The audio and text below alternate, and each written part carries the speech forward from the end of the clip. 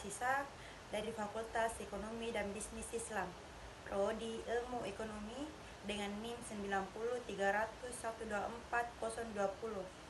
Di kesempatan kali ini, saya akan menjelaskan tentang teori manajemen dan pengelolaan bisnis internasional. Teori manajemen dalam pengelolaan bisnis internasional. Fungsi manajemen dalam pengelolaan bisnis internasional ada 4, yaitu perencanaan, perorganisasian, pengarahan, dan pengendalian. Perencanaan strategi menentukan tujuan jangka panjang dalam strategi untuk mencapai dalam bisnis internasional. Ini melibatkan analisis pasar global, penilaian potensi, risiko, dan menentukan lokasi operasi. Perencanaan operasional menyusun rencana jangka pendek yang mendukung strategi jangka panjang, termasuk alokasi sumber daya yang penjadwalnya kegiatan operasi. Pengorganisasian, struktur organisasi menetapkan struktur yang efektif untuk mengelola operasi internasional, seperti memilih antara struktur operasional, divisi, atau matris. Koordinasi memastikan bahwa semua bagian organisasi bekerja secara harmonis untuk mencapai tujuan bersama yang melibatkan koordinasi antara kantor cabang dengan berbagai negara.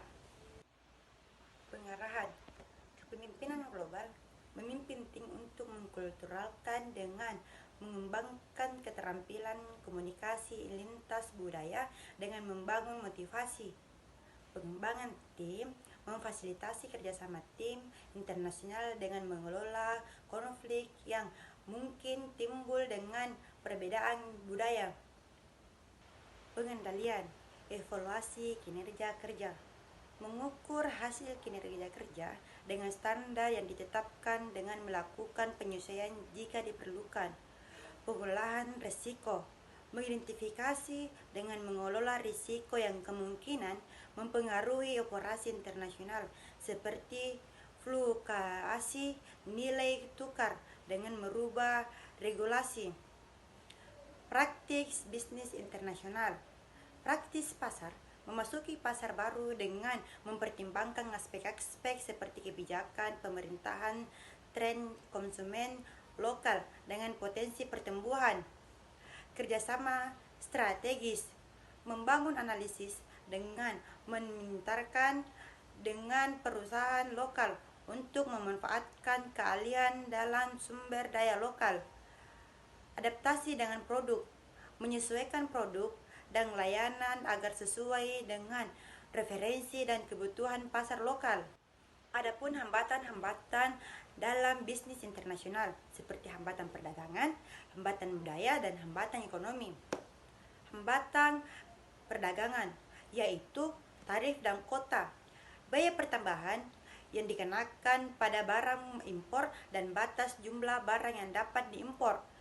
Regulasi, aturan dan penyisinan yang bervariasi di setiap negara yang dapat memperlambat proses masuk pasar. Hambatan budaya, perbedaan bahasa, kesulitan dalam berkomunikasi lintas bahasa yang dapat menyebabkan kesalahpahaman. Nilai norma, nilai normal sosial, perbedaan dalam nilai dan norma sosial yang dapat mempengaruhi strategi pemasaran dan manajemen sumber daya manusia. Hambatan ekonomi, fluktuasi nilai tukar, merubah nilai mata uang yang dapat mempengaruhi harga dan keuntungan. Stabilisasi ekonomi, kondisi ekonomi yang tidak stabil dapat menimbulkan risiko bagi interaksi yang operasi bisnis. Baik, sekian dari video saya. Assalamualaikum warahmatullahi wabarakatuh. Jika ada waktu, maka kita